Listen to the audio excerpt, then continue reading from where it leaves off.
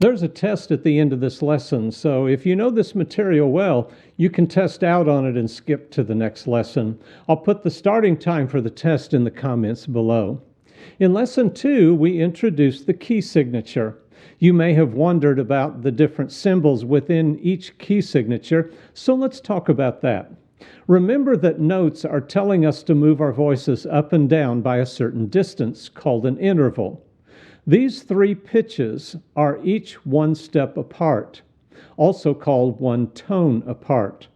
There are actually pitches between these, so we could go up and down by half steps, also called semitones. In this key, these are written by placing symbols in front of the notes. So if we want to hit the next note down from the E, we would place a flat in front of the E. A flat lowers a note by 1/2 step or by a semitone. That flat will continue to be valid for the duration of the measure. When the next bar is reached, everything reverts back to the key of the song. Now we can cancel the action of a flat before reaching the end of the measure by placing a natural in front of it. A natural cancels the previous actions of any flats that have been affecting that note. In music, this is called a sharp. While the flat lowers a note by 1/2 step or a semitone, the sharp raises a note's pitch by 1/2 step or semitone. So the previous example could have been written like this. Instead of showing the E with the flat in front of it, we have placed a D with a sharp in front of it. Now you know that an E flat is exactly the same note as a D sharp. Now, before explaining the key signature's role in all of this, let me throw another term at you. The flat, sharp, and natural are all known as accidentals when they occur in the course of a song. In our next lesson, we'll show you how flats work together to create those key signatures at the beginning of each song. Then the next lesson after that will deal with sharps in the key signature. But for the rest of this lesson, let's talk some more about the scale. Our songbooks use a system of notation called sacred harp or solfege syllables.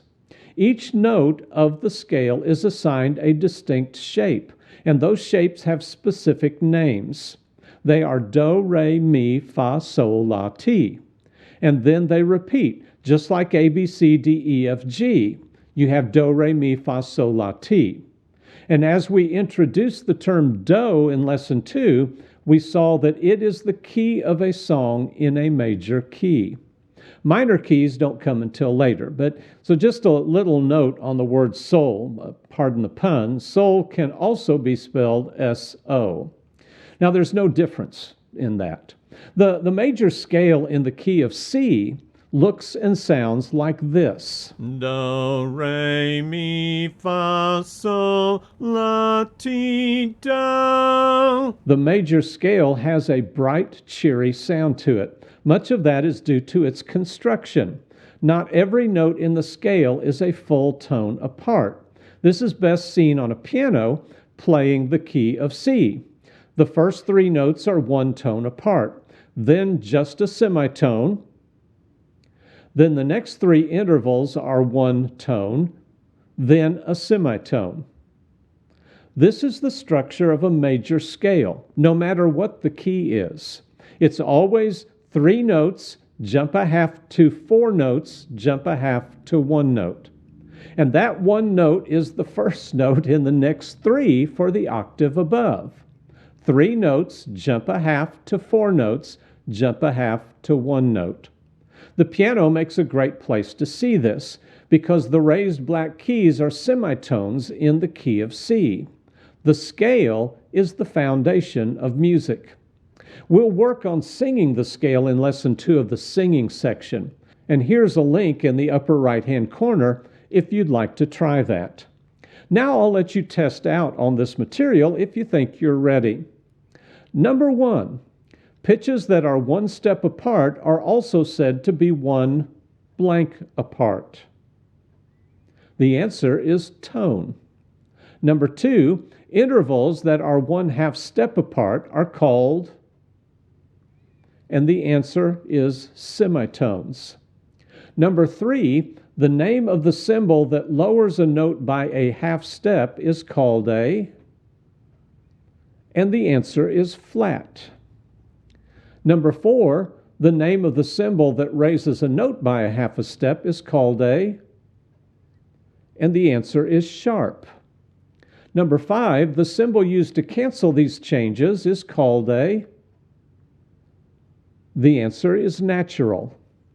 Number 6, accidentals on the staff are only valid until what other symbol is reached?